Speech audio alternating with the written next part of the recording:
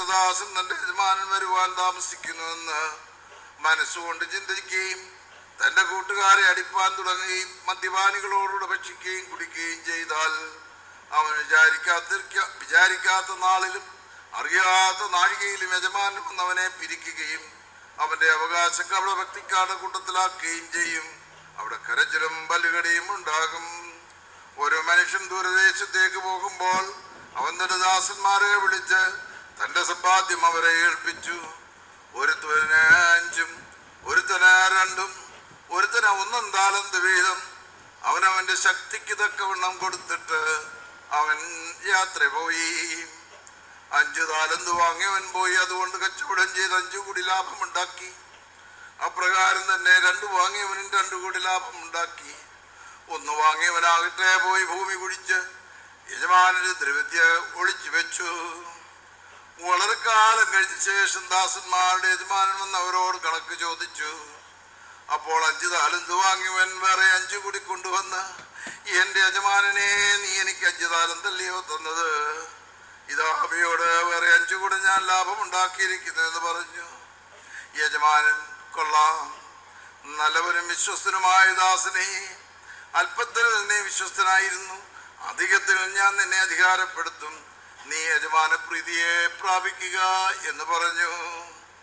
അനന്തരം 2 താലന്ത് വാങ്ങിയവനും അടുത്ത് ചെന്ന്, എന്റെ യജമാനനെ, 2 താലന്തല്ലോ നീ എനിക്ക് തന്നത്?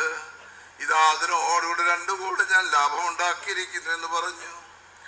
യജമാനൻ അവനോട്, കൊള്ളാം, നല്ലവനും വിശ്വസ്തനുമായ ദാസ, നീ അല്പത്തിൽ വിശ്വസ്തനായിരുന്നു, അധികത്തിൽ നിന്നെ ഞാൻ അധികാരപ്പെടുത്തും, നീ യജമാന പ്രീതിയെ പ്രാപിക്കുക എന്ന് പറഞ്ഞു. അതിന്റെ ശേഷം 1 താലന്ത് വാങ്ങിയവനും അടുത്തു വന്ന്, എന്റെ യജമാനനെ, നീ കഠിനനും വിതയ്ക്കാത്തടത്തുനിന്ന് കൊയ്യുന്നവനും വിതറാത്തടത്തുനിന്ന് ശേഖരിക്കുന്നവനുമാണെന്ന് എനിക്കറിയാമായിരുന്നതിനാൽ ഞാൻ ഭയപ്പെട്ട് പോയി ഭൂമിയിൽ നിന്റെ താലന്ത് ഒളിച്ചു വെച്ചു, ഇതാ നിന്റേത് എന്ന് പറഞ്ഞു. യജമാനൻ അവനോട് മറുപടിയായിട്ട് പ്രകാരം പറഞ്ഞു, ദുഷ്ടനും മടിയനുമായ ദാസ, ഞാൻ വിതയ്ക്കാത്തതെന്ന് കൊയ്യുന്നവനും വിതറാത്തതെന്ന് ശേഖരിക്കുന്നവനുമാണെന്ന് നീ അറിഞ്ഞിരിക്കെ എന്റെ ദ്രവ്യം നീ പലിശയ്ക്ക് ഇടാമായിരുന്നു. ഞാൻ വന്ന എന്റേത് പലിശയോട് വാങ്ങിക്കൊള്ളുമായിരുന്നുവല്ലോ. ഇവനിൽ നിന്ന് 1 താലന്ത് വാങ്ങി 10 താലന്തുള്ളവന് കൊടുപ്പിൻ. എന്തെന്നാൽ ഉള്ളവന് കൊടുക്കപ്പെടും, അവന് വർധനമുണ്ടാകുകയും ചെയ്യും. ഇല്ലാത്തവരിൽ നിന്ന് ഉള്ളതാകട്ടെ ഉള്ളതും കൂടി എടുക്കപ്പെടും. മടിയനായ ദാസനെ പുറത്ത് അന്ധകാരത്തിലേക്ക് തള്ളുവീൻ, അവിടെ കരച്ചിലും ബലിഹടിയും ഉണ്ടാകും. നിങ്ങൾക്കെല്ലാവർക്കും സമാധാനവും നിരപ്പും ഉണ്ടായിരിക്കട്ടെ. തുടർന്ന് നിൽക്കേണ്ടതാകുന്നു. നാം എല്ലാവരും ഒരുമിച്ച് ഭംഗിയോടെന്ന് സംഘത്തോടും ദുഃഖത്തോടും ദൈവത്തെ പ്രസാദിക്കും ശബ്ദത്തോടും കൂടെ കുറിയേലായിസോനെന്ന് പ്രതിവാക്യമായി ചൊല്ലണം.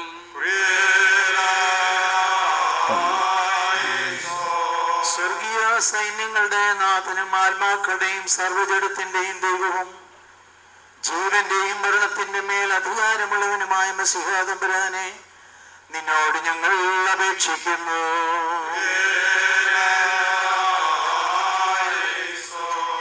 ഞാൻ എവിടെയാകുന്നുവോ അവിടെ എന്റെ ശുശ്രൂഷക്കാരനെ ഒരുക്കുമെന്നും എനിക്ക് ശുശ്രൂഷ ചെയ്യുന്നവരെ പിതാവ് മാനിക്കുന്നുവെന്നും അരുളി ചെയ്ത സത്യപ്രധാനാചാര്യനായ ഞങ്ങളുടെ മശിഹാ തമ്പുരാനെ, ഞങ്ങളുടെ ആയുഷ്കാലം മുഴുവനും സുഹൃതവും പരിപാകതയുള്ളതുമായ നടപടികൾ ജീവിപ്പാനും നാശമില്ലാത്തതും അഴിഞ്ഞു പോകാത്തതുമായ നിത്യഭാഗ്യങ്ങൾക്ക് അവകാശികളായി തീരുവാനും ഞങ്ങളെയും യോഗ്യതയുള്ളവരാക്കി തീർക്കണമെന്ന് നിന്നോട് ഞങ്ങൾ അപേക്ഷിക്കുന്നു. സ്വർഗീയ മണവാളനായുള്ളവേ, ആത്മീയ വിരുന്നിനും നിന്റെ പ്രകാശത്താൽ അലങ്കരിക്കപ്പെട്ടിരിക്കുന്ന മണിയറയ്ക്കും ഞങ്ങളെ നീ സംബന്ധിപ്പിക്കുകയും പ്രകാശമുള്ള ദീപങ്ങളായി നിന്റെ സന്നിധിയിൽ പ്രശോഭിപ്പാൻ ഞങ്ങൾക്ക് നീ കൃപ നൽകുകയും ചെയ്യണമെന്ന് നിന്നോട് ഞങ്ങൾ അപേക്ഷിക്കുന്നു.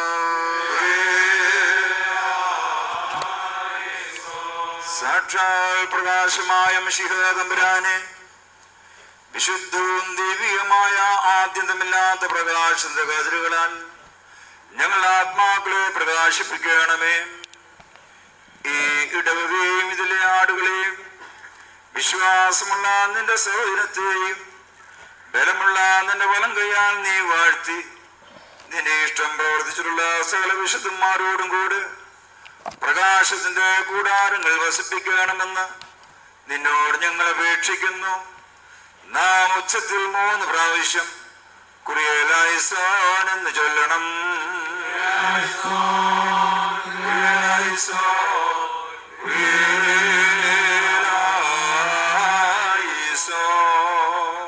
ദയവേത് എല്ലാവരും നിശബ്ദരായിട്ട് തന്നെ സൗകര്യമായ വിധത്തിൽ ഇരുന്നാട്ട് ഏതാനും നിമിഷങ്ങൾക്ക് ഇരിക്കാൻ സൗകര്യമില്ലാത്ത ആളുകൾ അവിടെ നിന്നാൽ മതിയാകുന്നത്.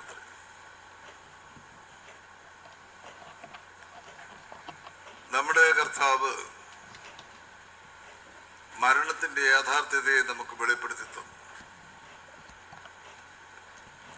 എന്നാൽ മരണം ഒരു അത്യാഹിതമല്ല, ഒരു അന്തമല്ല, ഒരു പരാജയമല്ല, പിന്നെയോ അതിനപ്പുറമായിരിക്കുന്നതായ നിത്യജീവന്റെ യാഥാർത്ഥ്യതയെ വെളിപ്പെടുത്തി തന്നു.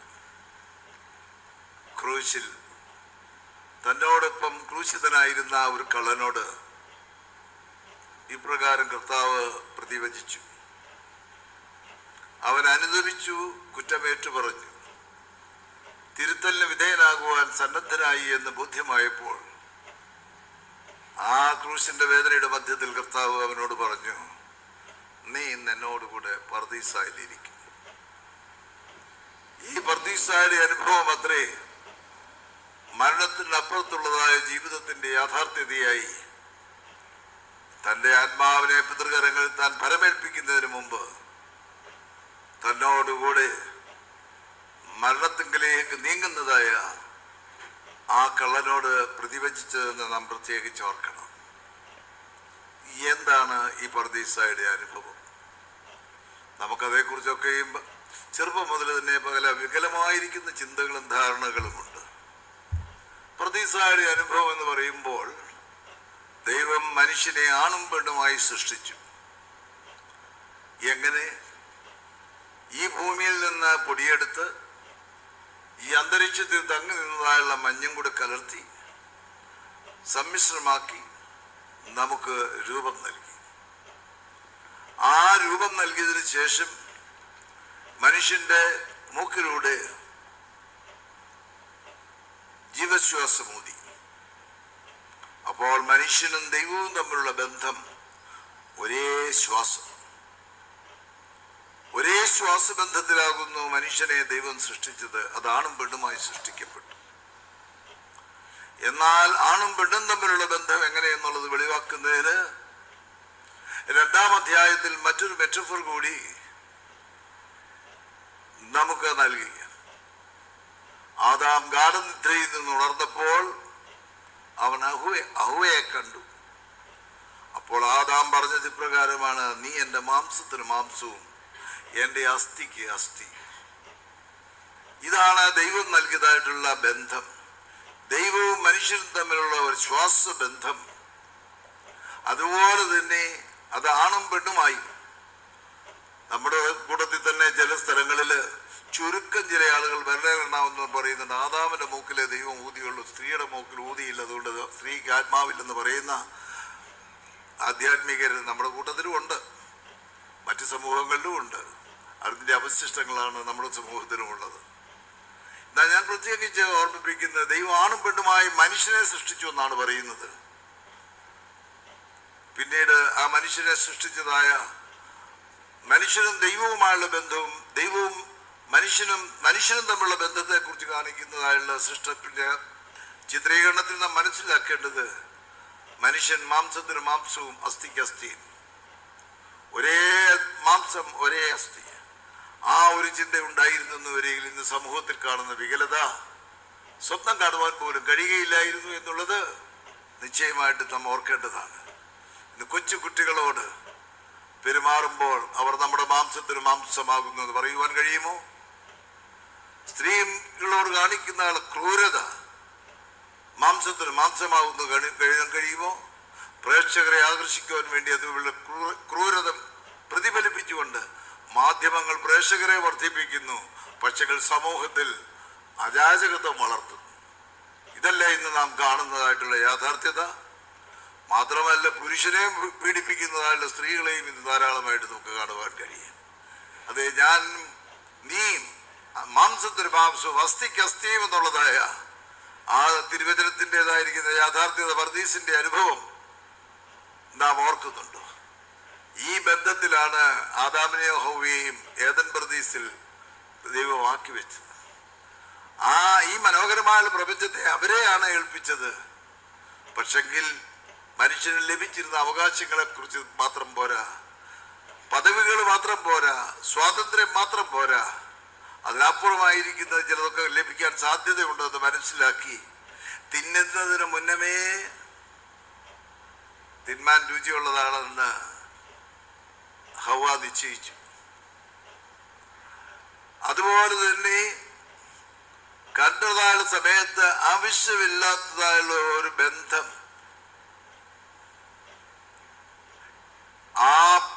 മനോഹരമാണെന്ന് പറഞ്ഞു. ഈ മനോഹാരിത എന്ന് പറഞ്ഞാൽ എന്താണ്? ഒരു വസ്തുവിനോട് ഒരു പേഴ്സണൽ ബന്ധം ഉണ്ടായാൽ അത് മനോഹരമായിരിക്കും. ആ വ്യക്തി ബന്ധത്തിലാകുന്നു, ആ പേഴ്സണൽ അഫിലിയേഷനിലാകുന്നു, അഫെക്ഷനിലാകുന്നു സൗന്ദര്യം നാം ദർശിക്കുന്നത്. ഒന്നാമത് ഇത് കഴിച്ചാൽ നമുക്ക് കിട്ടിയതിനേക്കാൾ കൂടുതൽ ചിലതൊക്കെ കിട്ടുമെന്നുള്ള ആർത്തി ഉണ്ടായിരുന്നു, ആർജവ സംസ്കാരം. ഇത് ദൈവം കൊടുത്താൽ സ്വാതന്ത്ര്യത്തെ ദുർവിനിയോഗം ചെയ്യുകയാണ്. പാമ്പ് ഹവ്വയോട് ചോദിച്ചു, ദൈവം വാസ്തവമായിട്ട് പറഞ്ഞിട്ടുണ്ടോ നിങ്ങളോട് ഇത് തിന്നരുതെന്ന്? അല്പം ആലോചിച്ചതിന് ശേഷം പറഞ്ഞു, എല്ലാം തിന്നാമെന്ന് ഞങ്ങളോട് പറഞ്ഞിട്ടുണ്ട്, എന്നാൽ ഇത് തിന്നാൽ ഇതിന്റെ ഉത്തരവാദിത്വം നിനക്കുള്ളതാകുന്നു എന്നാ പറഞ്ഞിരിക്കുന്നത്. ഉത്തരവാദിത്വ ബോധമില്ലാതെ അവകാശങ്ങളും പദവികളും സ്വാതന്ത്ര്യവും ഉപയോഗിക്കുന്നത് പാപമാകുന്നു എന്ന് നാം പ്രത്യേകിച്ച് ഓർക്കേണ്ടതാണ്. ആ പാപത്തിന്റെ അവസ്ഥയാണ് ഇന്ന് സമൂഹത്തിലും ഭവനത്തിലും വ്യക്തിബന്ധത്തിലും നാം അനുഭവിക്കുന്നതായുള്ള പാപത്തിന്റെ വിവിധ പ്രതിഫലനങ്ങൾ എന്ന് നാം പ്രത്യേകിച്ച് ഓർക്കണം. തന്മൂലം ദൈവത്തിന്റെ മുഖത്ത് നോക്കാൻ ലജ്ജയായി ഒരേ ശ്വാസബന്ധത്തിലിരുന്ന മനുഷ്യന് സ്ത്രീയും പുരുഷനും തമ്മിലുള്ളതായുള്ള ബന്ധത്തിലും വികലതയുണ്ടായി. മനോഹരമായി ദൈവം സൃഷ്ടിച്ച ഈ പ്രപഞ്ചം പോലും വികലമായി. അതത്രേ നാം തിരുവചനത്തിൽ വായിക്കുന്നതാണ് സത്യം. തന്മൂലം മരണമെന്ന് പറയുന്നത് ഈ ബന്ധത്തിൽ നിന്നുള്ള അകൽച്ചയാണ്. ദൈവവും മനുഷ്യനും തമ്മിലുള്ള ശ്വാസബന്ധത്തിൽ നിന്ന്, സ്ത്രീയും പുരുഷനും തമ്മിലുള്ളതായുള്ള ഹൃദ്യമായ ബന്ധത്തിൽ നിന്നുള്ള അകൽച്ചയാണ് മരണം എന്നുള്ളത് നാം തിരുവചനത്തിൽ നിന്ന് ഓർക്കുന്നുണ്ട്. അതുകൊണ്ട് മരണത്തെ നാം കാണുന്ന സന്ദർഭത്തിൽ ഈ അവസ്ഥയിൽ നിന്ന് നമ്മെ നമ്മുടെ പൂർവിക സൗന്ദര്യത്തിലേക്ക്, അവകാശത്തിലേക്ക്, പദവിയിലേക്ക് ഉത്തരവാദിത്വ ബോധത്തോടുകൂടി മടക്കി വരുത്തുവാനായിട്ടാകുന്നു നമ്മുടെ കർത്താവ് ഈ ലോകത്തിലേക്ക് വന്നത്. അതാണ് യേശുക്രിസ്തുവിന്റെ കൃപ എന്ന പൗരസപ്പസ്തോലൻ വിവക്ഷിച്ചിരിക്കുന്നത്. നമ്മുടെ കർത്താവായ യേശുക്രിസ്തു അവൻ സമ്പന്നനായിരുന്നിട്ടും ഏത് മാനവികതയിൽ അല്ല, നാം വിചാരിക്കുന്ന വിധത്തിലുള്ള സമ്പന്നതയല്ല.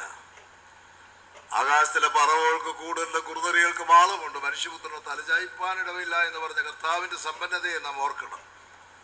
മാനവികതയിലുള്ള സമ്പന്നതയുണ്ടായി.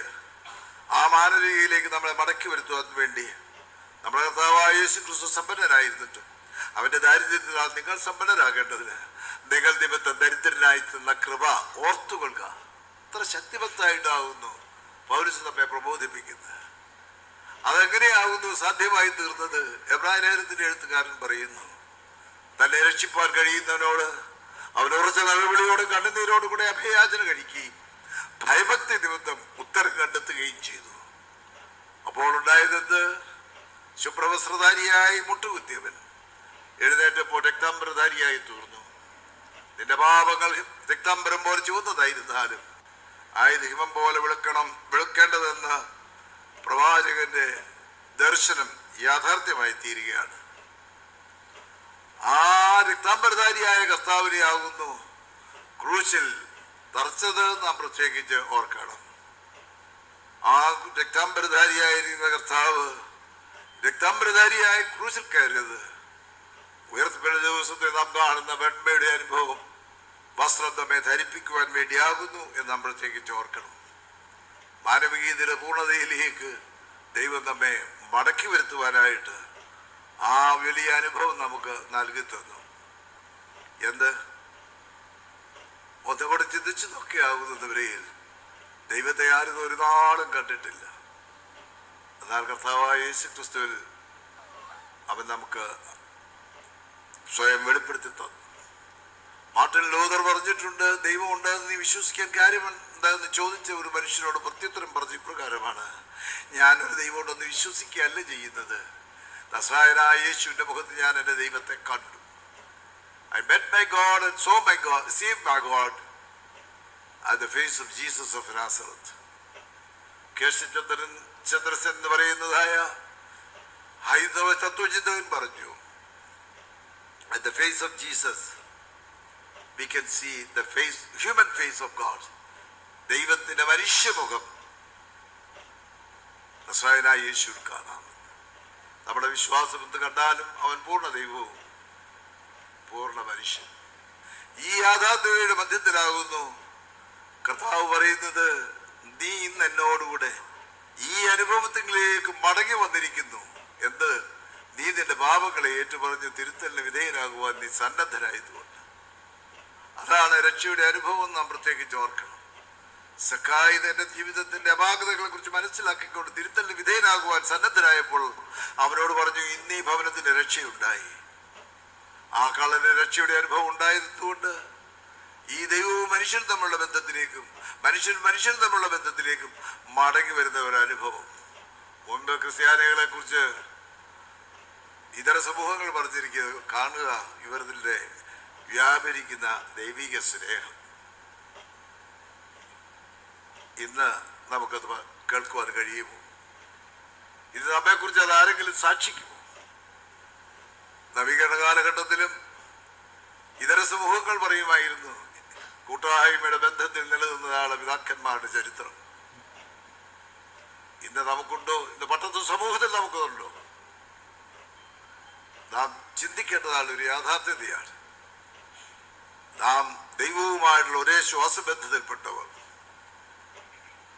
ദൈവവും മനുഷ്യൻ തമ്മിലുള്ള ബന്ധത്തിൽ, ഹൃദ്യമായ ബന്ധത്തിൽ ജീവിക്കുവാൻ നിയോഗിക്കപ്പെട്ടവർ, ഒരേ അപ്പത്തിന്റെ അംശികളും ഒരേ പാനപാത്രത്തിൽ നിന്ന് കുടിക്കുന്നവരുമാകുന്നതിനുള്ള ബോധം നമുക്ക് നിലനിൽപ്പാനായിട്ട് ഇടയാകും. ഈ വലിയ ശുശ്രൂഷയുടെ യാഥാർത്ഥ്യത്തിന്റെ സാക്ഷീകരണമാണ് നമ്മെക്കുറിച്ച് ദൈവം ആഗ്രഹിക്കുന്നത്. ഈ കർത്തൃദാസൻ തന്റെ 47-ാമത്തെ വയസ്സിൽ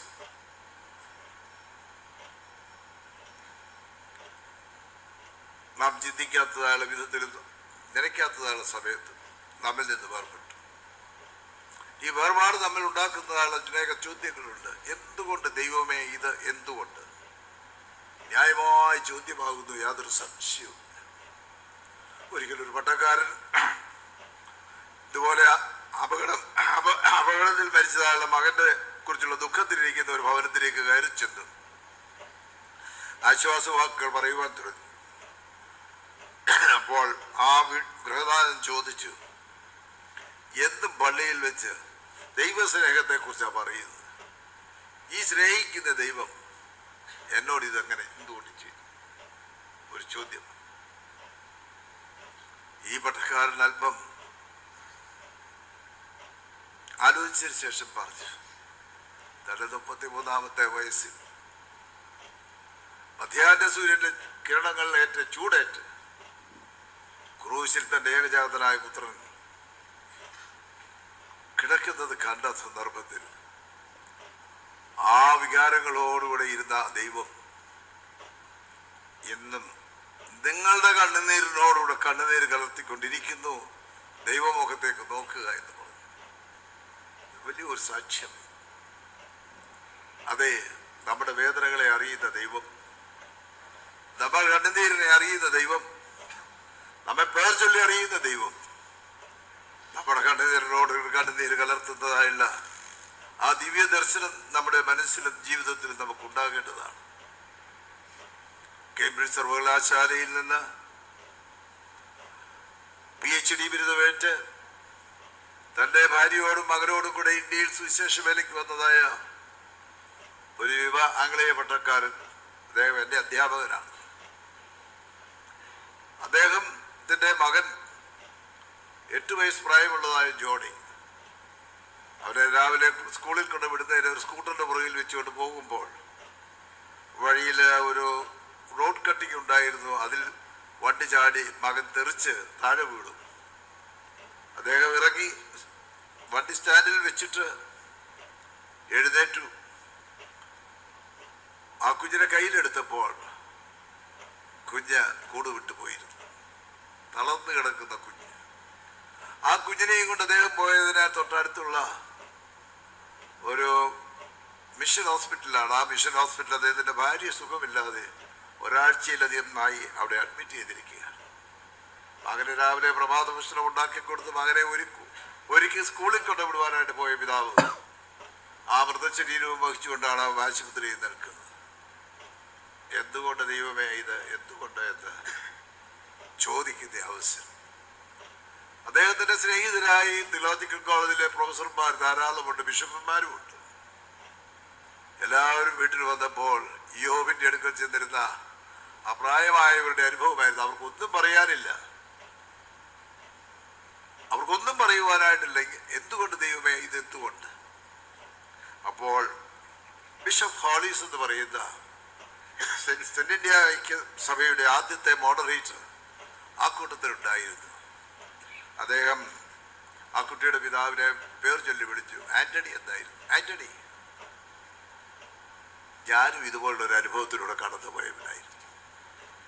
എൻ്റെയും ഏക മകൻ ഇംഗ്ലണ്ടിൽ വെച്ച് ഞാൻ ഇന്ത്യയിലായിരുന്നപ്പോൾ മരണപ്പെട്ടു. ഇന്നത്തെ പോലുള്ള യാത്രാ സൗകര്യങ്ങളില്ലാത്തതുകൊണ്ട് എൻ്റെ മകൻ്റെ മൃതദേഹം പോലും എനിക്ക് കാണുവാൻ സാധിച്ചില്ല.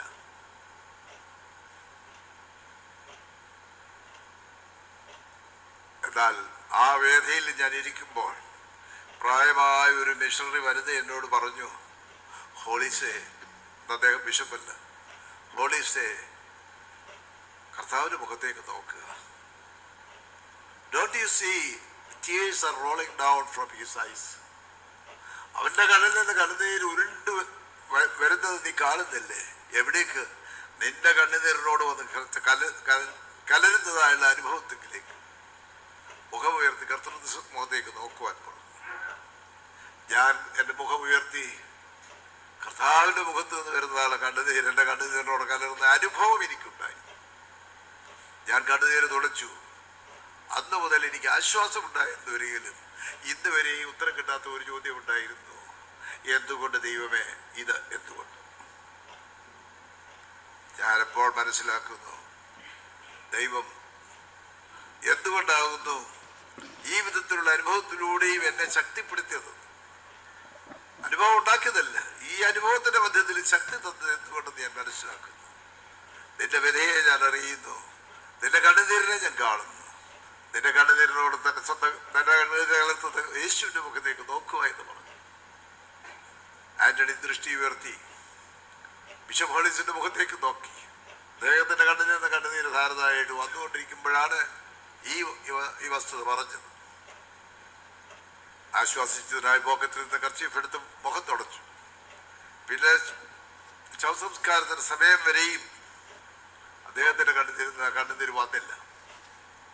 ശവസംസ്കാരം നടന്ന ഞായറാഴ്ച അവർ ആരാധിച്ചുകൊണ്ടിരുന്നതായ കുടുംബമായി ആരാധിച്ചിരുന്ന സെന്റ് മാർക്ക് കത്തീഡ്രലില് ഞാൻ കഴിഞ്ഞ ഞായറാഴ്ച ആ പള്ളിയിൽ ഒരു ശുശ്രൂഷയ്ക്ക് പോയിരിക്കുകയായിരുന്നു. കഴിഞ്ഞ ശനിയാഴ്ച ആ പള്ളിയിൽ വന്നിട്ട് സ്തോത്ര പ്രാർത്ഥനയ്ക്ക് ഒരു കുറിപ്പും കൊടുത്തൊരു സ്തോത്ര കാഴ്ചയും അർപ്പിച്ചു. 8 വർഷം എൻ്റെ ഭവനത്തിൻ്റെ പ്രകാശവും സന്തോഷവും പ്രത്യാശയുമായിരുന്ന ജോഡിയെ വിട്ടുതന്ന ദൈവകൃപയ്ക്ക് സ്തോത്രം. പരാതിയില്ല. 8 വർഷം മാത്രമേ എൻ്റെ ഭവനത്തിൽ ആ സന്തോഷം അനുഭവിക്കാനായിട്ട് സൃഷ്ടാവ് അനുവദിച്ചുള്ളൂ. അത്രയും നാളത്തേക്ക് സൃഷ്ടി വിട്ടുതന്നതായുള്ള ദൈവത്തിന് സ്തോത്രം. പരാതിയില്ലാതെ സ്തോത്രാർപ്പണം നടത്തി. അത് കഴിഞ്ഞതിന് ശേഷം അദ്ദേഹം ഇന്ത്യയിൽ നിന്ന് മടങ്ങിപ്പോയി. കാരണം ഇന്ത്യയിലെ കാലാവസ്ഥയിൽ അദ്ദേഹത്തിൻ്റെ ഭാര്യയ്ക്കുണ്ടായിരുന്ന അസുഖത്തിന് സൗഖ്യം ലഭിക്കുകയില്ല എന്ന് വെല്ലൂരിലെ ഡോക്ടർമാർ വിധി എഴുതിയിരുന്നതാണ്. അതുകൊണ്ട് ആ കുടുംബം ഇംഗ്ലണ്ടിലേക്ക് മടങ്ങിപ്പോയി. അവിടെ ചെന്നതിന് ശേഷം അദ്ദേഹത്തിൻ്റെ ഭാര്യയ്ക്ക് ദൈവം ആരോഗ്യം കൊടുത്തു. 2 ആൺമക്കളെ നൽകി. ആ 2 ആൺമക്കളും ഇന്ന് ഇംഗ്ലണ്ടിലെ ഹൾ യൂണിവേഴ്സിറ്റിയിലെ വേദശാസ്ത്ര പ്രൊഫസർമാരായിട്ട് പ്രവർത്തിക്കുന്നു. മറിയാം അദ്ദേഹത്തിൻ്റെ ഭാര്യ എൻ്റെ പേർക്ക് എഴുതിയ എഴുത്ത് ഞാൻ ഓർക്കുന്നുണ്ട്. ദൈവം ഞങ്ങളെ അനുഗ്രഹിച്ചു. ആന്റണി ക്യാൻസർ രോഗിയായി മരണപ്പെട്ടപ്പോൾ മറിയാം എഴുതിയിരുന്നു, Anthony has gone. He has left myself with my sons. എൻ്റെ മക്കളോടുകൂടി ആയിരിക്കാൻ എന്നെ അവൻ വിട്ടേച്ച് അവൻ പോയിരിക്കുന്നു എന്ന് പറഞ്ഞു. അദ്ദേഹം വേദശാസ്ത്രത്തിൽ അത്യുന്നതമായ ബിരുദം നേടിയവൻ, ക്രിസ്ത്യൻ സഫറിംഗ് എന്നുള്ള വിഷയത്തെക്കുറിച്ച് ആധികാരികമായ പുസ്തകം എഴുതിയവൻ. പക്ഷെ തൻ്റെ ജീവിതാനുഭവത്തിലാകുന്നു അതിൻ്റെ ആധികാരികത കണ്ടെത്തി തീർന്നത്. അതെ, നാമം ചോദിക്കും, 47-ാം വയസ്സിൽ കർത്താവിൻ്റെ സന്നിധിയിലേക്കും പോയ ഈ കർത്തൃദാസനെ കുറിച്ച് ഓർക്കുമ്പോൾ നമ്മളുടെ മനസ്സിലുണ്ടാകാം, എന്തുകൊണ്ട് ദൈവമേ, എന്തുകൊണ്ട്?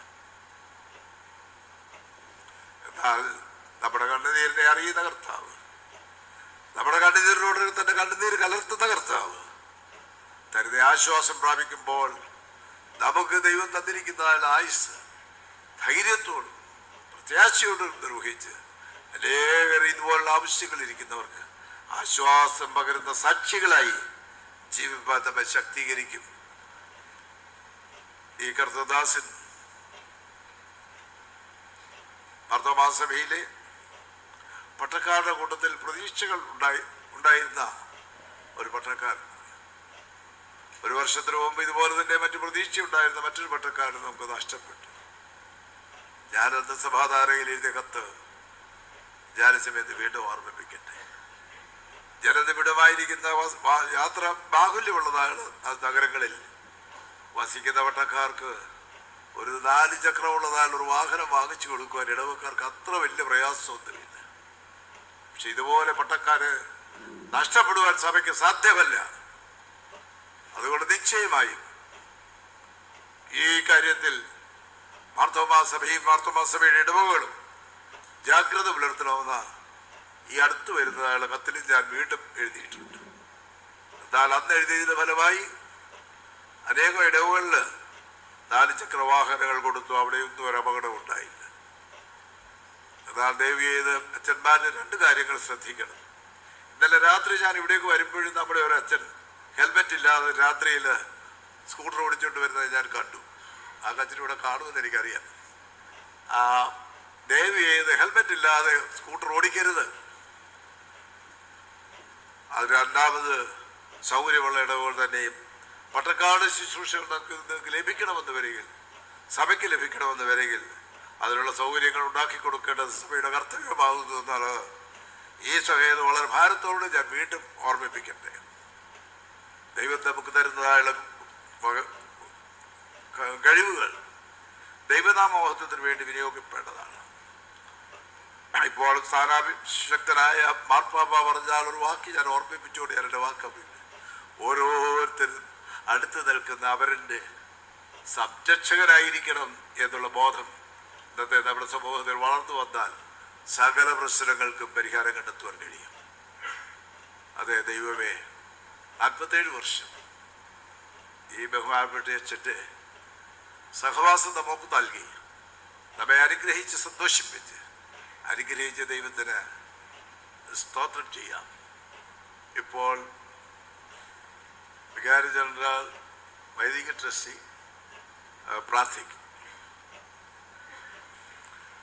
ആയത് കഴിഞ്ഞതിന് ശേഷം ദയവ് ചെയ്ത് ഈ മൃതശരീരം മധുബഹായിലേക്ക് എടുത്ത് യാത്ര ചോദ്യമൊക്കെ കഴിഞ്ഞ് തിരികെ വരുമ്പോഴേക്ക് ആ മേശ ആ ഒരു ബെഞ്ച് സ്വല്പം കൂടെ വടക്കോട്ട് മാറ്റിയിരിക്കണം. കാരണം അവിടെ ഇരിക്കുന്ന ആളുകൾ മുൻപിൽ കൂടി അവിടെ അച്ഛന്മാർക്ക് പോയി കൈമുത്താനുള്ള സൗകര്യം വേണം, തിരിച്ചു വരാനുള്ള സൗകര്യവും വേണം.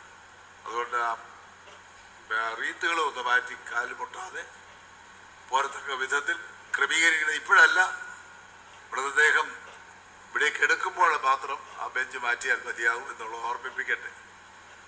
അച്ഛന്മാർ കൈമുത്തിപ്പോയതിന് ശേഷം കുടുംബാംഗങ്ങൾ മുഖത്തല്ല ചുമരം ചെയ്യേണ്ടത്, അച്ഛന്മാരുടെ കൈമുത്തി യാത്ര പറയാവുന്നതാവുന്നു എന്ന് ഓർമ്മിപ്പിക്കുന്നു. ഞങ്ങളുടെ ഹൃദയം കലങ്ങിപ്പോകരുത്. ദൈവത്തിൽ വിശ്വസിപ്പീൻ, എന്നിലും വിശ്വസിപ്പീൻ. എൻ്റെ പിതാവിൻ്റെ ഭവനത്തിൽ അനേകം വാസസ്ഥലങ്ങളുണ്ട്. ഇല്ലെങ്കിൽ ഞാൻ നിങ്ങളോട് പറയുമായിരുന്നു. ഞാൻ നിങ്ങൾക്ക് സ്ഥലം ഒരുക്കുവാൻ പോകുന്നു. ഞാൻ നിങ്ങൾക്ക് സ്ഥലം ഒരുക്കിയാൽ ഞാൻ ഇരിക്കുന്നിടത്ത് നിങ്ങളും ഇരിക്കേണ്ടതിന് വീണ്ടും നിങ്ങളെ ചേർത്തുകൊള്ളും എന്ന് പഠിപ്പിച്ച കർത്താവേ, തന്നിരിക്കുന്നതായ നല്ല ക്രിസ്ത്യ പ്രത്യാശയ്ക്കായി സ്തോത്രം.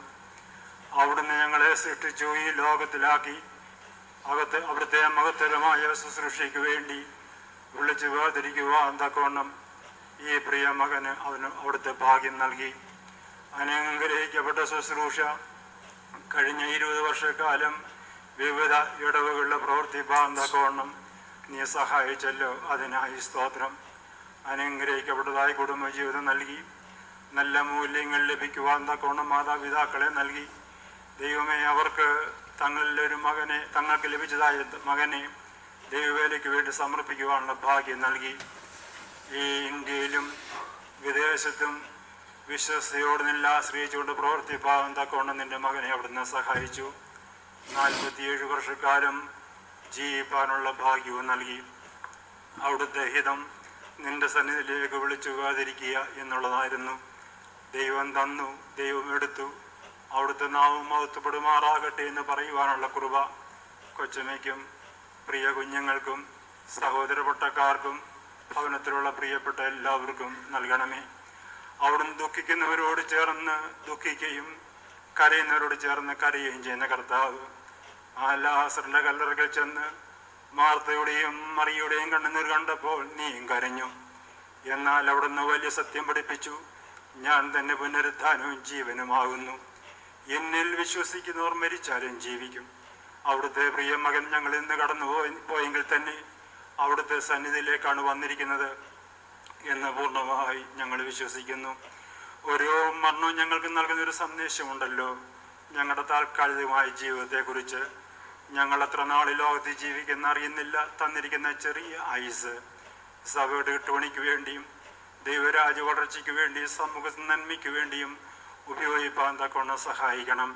പൗലോസ് പറഞ്ഞതുപോലെ ഞാൻ നല്ലപോർ ഒരുതു, ഓട്ടം തികച്ചു, വിശ്വാസം കാത്തു, നീതിയുടെ കിരീടം എനിക്കായി വെച്ചിരിക്കുന്നു പറയുവാൻ തക്കവണ്ണം നല്ല ഉറപ്പും നിശ്ചയമുള്ളതായ ഒരു ജീവിതം നയിപ്പാൻ ഞങ്ങളെ സഹായിക്കണം. ശുശ്രൂഷയിൽ വ്യാപരിച്ച ദൈവീക കൃപയ്ക്കായി സ്തോത്രം. തിരുമേനിമാരെ, പട്ടക്കാരെ, കുടുംബാംഗങ്ങളെ, ബന്ധുമിത്രാദികളെ എല്ലാവരും നീ ആശ്വസിപ്പിക്കണമേ. കൊച്ചമ്മയെ ശക്തീകരിക്കണമേ. അച്ഛൻ്റെ വേർപാട് മൂലം വരുത്തിരിക്കുന്ന ഒരു ശൂന്യതയുണ്ടല്ലോ, അതവിടുത്തെ സാന്നിധ്യം കൊണ്ട് നികത്തണമേ. കുഞ്ഞുങ്ങൾക്ക് നല്ല പിതാവായി കൂടിയിരുന്ന് നയിക്കണമേ. ഞങ്ങളെ വീണ്ടും തിരുസനിലേക്ക് അർപ്പിക്കുന്നു. തുടർന്നുള്ള ശുശ്രൂഷയിലും അവിടുന്ന് കൂടിയിരിക്കണമേ. യേശു മശിഹാ മൂലം എളിയവരാ ഞങ്ങളെ യാതന കേൾക്കണമേ.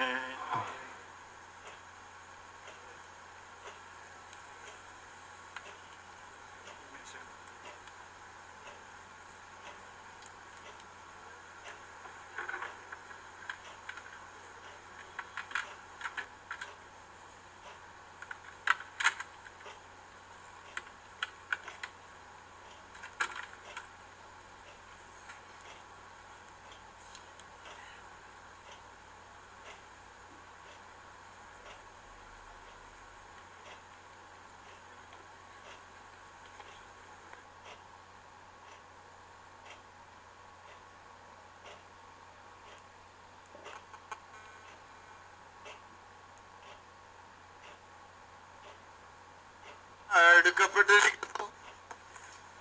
അവന്റെ ആയുസ്സിൽ അവൻ പ്രത്യാശിച്ചിരുന്ന മഹത്വത്തിന്റെ കിരീടം അവനായി ഒരുക്കപ്പെട്ടിരിക്കുന്നു. നമ്മുടെ പട്ടക്കാരിൽ അവസാനമായി മധുബഹായിലേക്ക് പ്രവേശിച്ചിരിക്കുന്നു.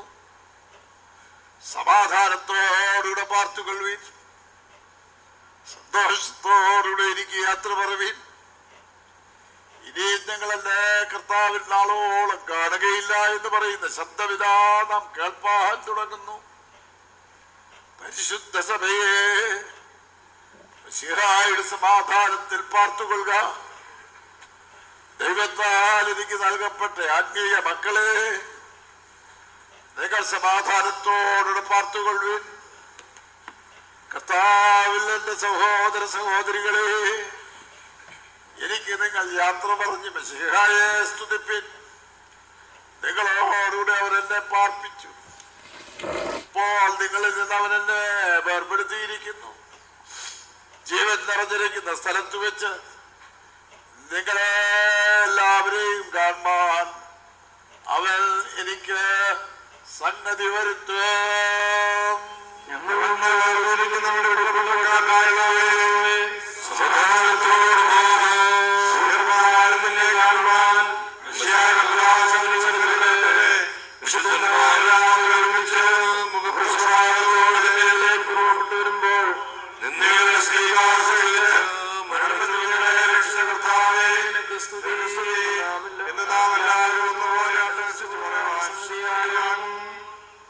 പരിശുദ്ധ മഹായേ,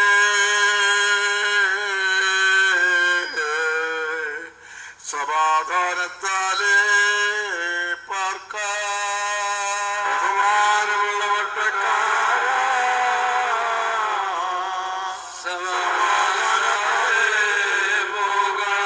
വിശുദ്ധ ആലയമേ,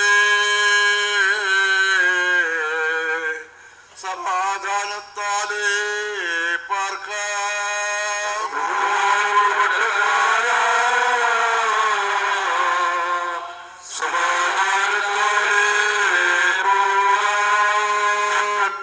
വിശുദ്ധന്മാരുമേ,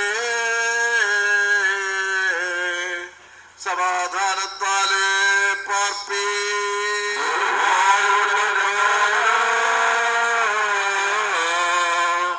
സമാധാനത്താലേ നിർമ്മലതയുള്ള പട്ടക്കാരേ,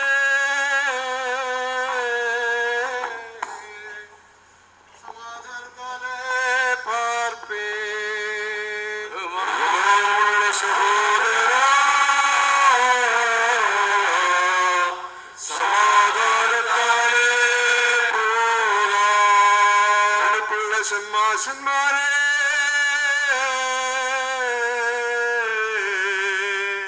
സമാധാനത്താലേ പാർപ്പീ.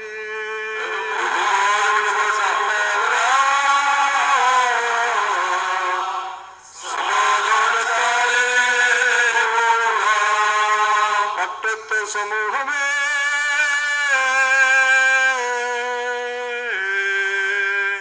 സമാധാനത്താലേ പാർപ്പീ.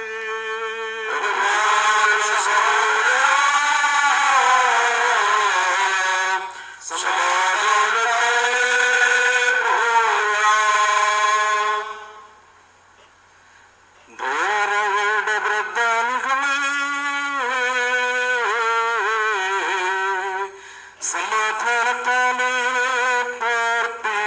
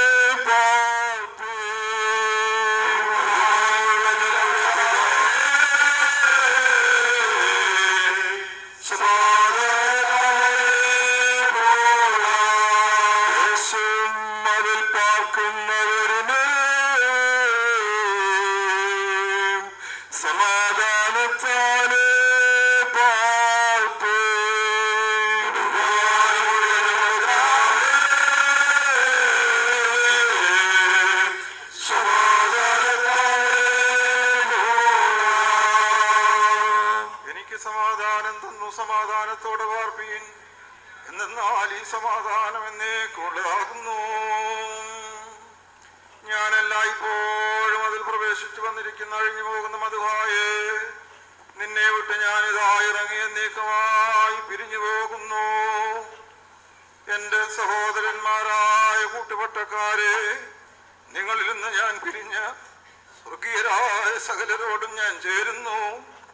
കുറ്റമില്ലാത്ത കുഞ്ഞാടിന്റെ രക്തത്താൽ വീണ്ടെടുക്കപ്പെട്ട ജനമേ, നിങ്ങൾക്ക് മുമ്പായി ഭാഗ്യവാന്മാരുടെ സ്ഥലത്തേക്ക് ഞാൻ പോകുന്നു. കർത്താവേ, നിനക്ക് മഹത്വവും നിന്റെ പിതാവിന് ബഹുമാനവും പരിശുദ്ധ റൂഹായ്ക്ക് വന്ദനവും പുകഴ്ചയും ഉണ്ടായിരിക്കട്ടെ.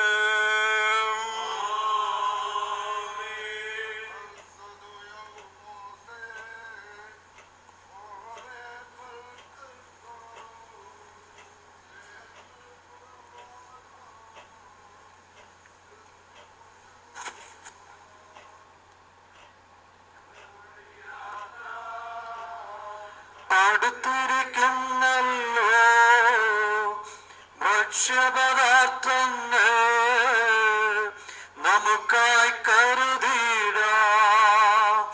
കുഞ്ഞാട്ടിനുടയ പാവന രക്തത്തിൽ നമ്മുടെ വസ്ത്രങ്ങൾ അലക്കി വെളുപ്പിക്കാം. നിൻ തിരുവിഷ്ടം പോ മണ്ണാലെങ്ങളെ നീ മനഞ്ഞോ നിന്നജ്ഞ ലംഘിച്ചടിയ പാപം ചെയ്തതിനാൽ എങ്ങളെ നരകത്തിൽ കൈവടിയരുതേ നീ കരുണാവാരിധിയേ. പാപം ചെയ്തടിയ കുറവുള്ളവരായി അറിയുന്നതു ഞങ്ങൾ അലിവ് നിറഞ്ഞോനേ, ദയവേറുന്നോ നീ നിന്നനുഗ്രഹത്തിനായി കാത്തിടുന്നങ്ങൾ കൃപ തോന്നിടണമേ. വിശുദ്ധ സൗഭാഗ്യം കൈക്കൊണ്ടിടുമ്പോ ഒരു മണവറയിൽ ആയവർ പോകിടും. നിൻ സാദൃശ്യത്തിൽ നിർമ്മിതരാം ഞങ്ങൾ നരകാഗ്നിയിനായി ഇരയായിടരുതേ. ഭയങ്കരമാം പോക്കിൽ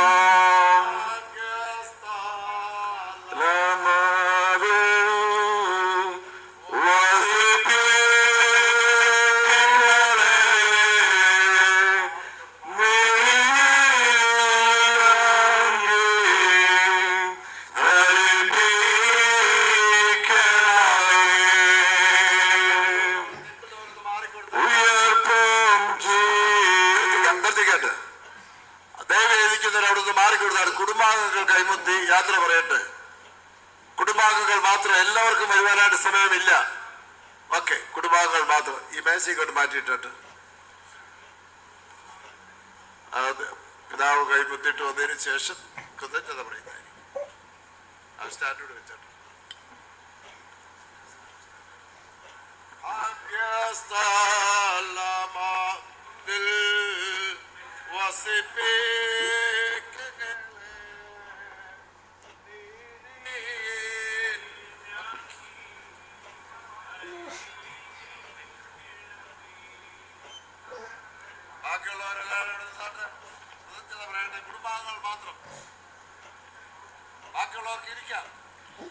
സമയക്കുറവ് കൊണ്ട് ഞാൻ മുമ്പേ പറഞ്ഞതിൻ്റെ ബാക്കിയായി അങ്ങ് പറയുകയാണ്. അങ്ങനെ പൂനായിൽ എത്തി. മനസ്സിൽ പല പ്രയാസങ്ങളും വിഷമങ്ങളും ഒക്കെ ഉണ്ടായിരുന്നു. പക്ഷെങ്കിൽ എയർപോർട്ടിലെത്തിയപ്പോൾ ഞങ്ങൾക്ക് ആശുപത്രിയിലേക്ക് കുടുംബാംഗങ്ങൾക്ക് ഞങ്ങളെല്ലാവർക്കും പോകത്തക്ക വിധത്തിലുള്ള ഒരു നല്ല ക്രമീകരണം അവിടുത്തെ ഇടവകക്കാർ ചെയ്തിരുന്നു എന്നുള്ളത് നന്ദിയോടുകൂടെ ഈ അവസരത്തിൽ ഓർക്കുന്നു. അത് കഴിഞ്ഞതിന് ശേഷം ആശുപത്രിയിൽ ചെന്നപ്പോൾ അവിടുത്തെ ഡയോസിസ് എപ്പിസ്കോപ്പ തിരുമേനി ഞങ്ങളെ ആശ്വസിപ്പിക്കുന്നതിന് ഞങ്ങൾക്ക് വേണ്ടി അവിടെ കാത്തിരിക്കുകയായിരുന്നു. അദ്ദേഹം കഴിഞ്ഞ ഒരാഴ്ച ദിവസങ്ങളിലായി 5 പ്രാവശ്യം പാർസനേജിൽ വന്ന് ഞങ്ങളെ ആശ്വസിപ്പിച്ചു. കൂടാതെ ജഹാംഗീർ ഹോസ്പിറ്റലിലെ മെഡിക്കൽ ടീം അവർ വളരെ കാര്യമായി എന്ന് പറഞ്ഞാൽ അവരെ കൊണ്ട് ചെയ്യാവുന്നതെല്ലാം ചെയ്തു. തന്നെയുമല്ല, തിരുമേനി ഒരു ദിവസം അവിടുത്തെ അച്ഛനെ ഓപ്പറേഷൻ ചെയ്ത മെഡിക്കൽ ടീമിനെ കംപ്ലീറ്റ് പാർസനേജിൽ വിളിച്ചു വരുത്തി ഞങ്ങൾക്ക് മനസ്സിലാകത്തക്ക വിധത്തിൽ കാര്യങ്ങളൊക്കെ വിശദീകരിച്ച് തരികയും ചെയ്തു. തന്നെയുമല്ല, ബാക്കിയുള്ള കാര്യങ്ങളൊക്കെ ഞങ്ങളുടെ അവിടുത്തെ താമസം, ഭക്ഷണ കാര്യങ്ങൾ എല്ലാം അവിടുത്തെ ഇടവകക്കാരെ വളരെ ഭംഗിയായി ചെയ്തു, സ്നേഹത്തോടെ ചെയ്തു എന്നുള്ളത് ഈ അവസരത്തിൽ ഞാൻ ഓർത്ത് ദൈവത്തെ സ്തുതിക്കുകയും ഞങ്ങളുടെ ഈ വിഷമ സമയത്ത് ഞങ്ങളെ ആശ്വസിപ്പിച്ച എല്ലാവർക്കും, പ്രത്യേകിച്ച് ഡൽഹിയിലെ വികാസ്പുരി ഇടവക, ബോംബെയിലെ ഗോറേഗാവ് ഇടവക, ബോംബെ സെൻറ്റർ, പൂന സെൻറ്റർ, ഇവിടെയുള്ള എല്ലാ പട്ടക്കാരും ഞങ്ങളോട് സഹകരിച്ചു, ഞങ്ങളെ ആശ്വസിപ്പിച്ചു. തന്നെയുമല്ല, ഞങ്ങൾ പൂന എയർപോർട്ടിൽ വന്നപ്പോൾ ഞങ്ങളുടെ യാത്രയ്ക്കുള്ള ക്രമീകരണങ്ങൾ അവിടുത്തെ എയർപോർട്ട് മാനേജർ ഞങ്ങളെ പ്ലെയിനിൽ കൊണ്ട് കയറ്റുന്നത് വരെ ഞങ്ങളോടുകൂടെ ഇരുന്ന് ഞങ്ങളെ സഹായിച്ചു. എറണാകുളത്ത് ഇറങ്ങിയപ്പോൾ അവിടുത്തെ എയർപോർട്ട് മാനേജർ ഞങ്ങൾക്ക് വേണ്ടി കാർഗോ ക്ലിയർ ചെയ്യുന്നതിനുള്ള ക്രമീകരണങ്ങൾക്ക് തന്ന് സഹായിച്ചു. തന്നെയുമല്ല, ഇവിടെ ഈ കാണുന്ന നിങ്ങളൊക്കെയും ഈ ബഹുമാനപ്പെട്ട തിരുമേനിമാരും ഞങ്ങളെ ആശ്വസിപ്പിക്കുന്നതിന് ഈ സമയത്ത് നിങ്ങൾ ബുദ്ധിമുട്ട് സഹിച്ച് ഞങ്ങൾക്ക് വേണ്ടി ഇവിടെ എത്തി ഈ കാര്യങ്ങളൊക്കെ ഇത്ര ഭംഗിയായി ക്രമീകരിച്ചതിന് എൻ്റെ ഹൃദയമായ നന്ദിയും സ്നേഹവും ഈ അവസരത്തിൽ അറിയിക്കുന്നു. എനിക്ക് പറയുന്നതിന് അധികം വാക്കുകളില്ല. ദൈവം നമ്മളെ എല്ലാവരെയും അനുഗ്രഹിക്കട്ടെ.